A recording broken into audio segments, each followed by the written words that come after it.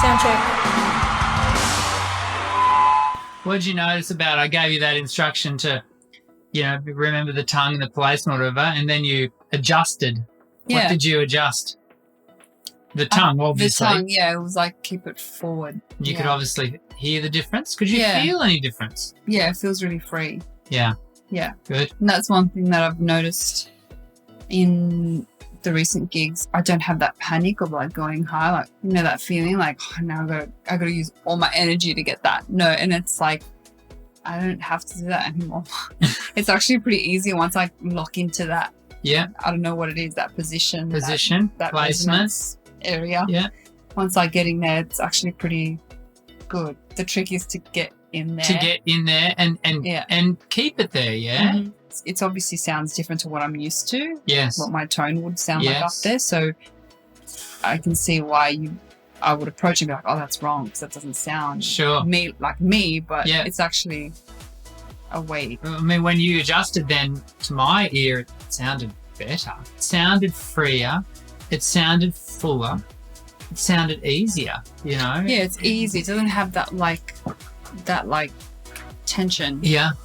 You can hear when a singer sings with tension. You can hear it. You're like, oh, when's it going to break? I feel like I don't have that anymore. Sometimes I want to get into that and I'm like, no. I have to pull back. Because it's easy to flip into that. It sounds, when I sing, it sounds a bit more kind of, the tone is a little bit, not higher, but like thinner, I think, compared to what I would think that my voice sounded like. But it's not bad. It's not a bad thing.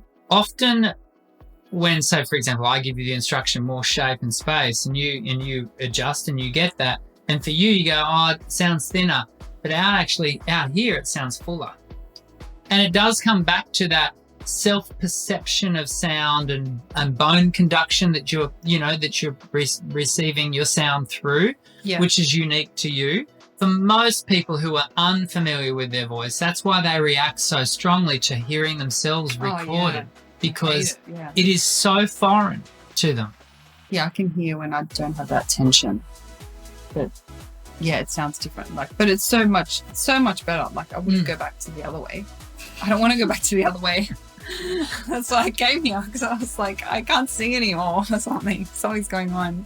Yeah, it's been so good for gigs, and still have to do all the little things like steam after a gig. But of course, you'll never not have to do that. That technique is a very significant part of your vocal kit bag, but it'll never be the only thing, nor should it be. Or even the other good thing is, after gigs, I get home and I'm like, oh, I can still talk. I don't feel anything.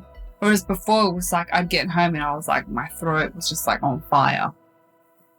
Or I couldn't talk and I was raspy the next day. Like, it was just, I don't have that anymore.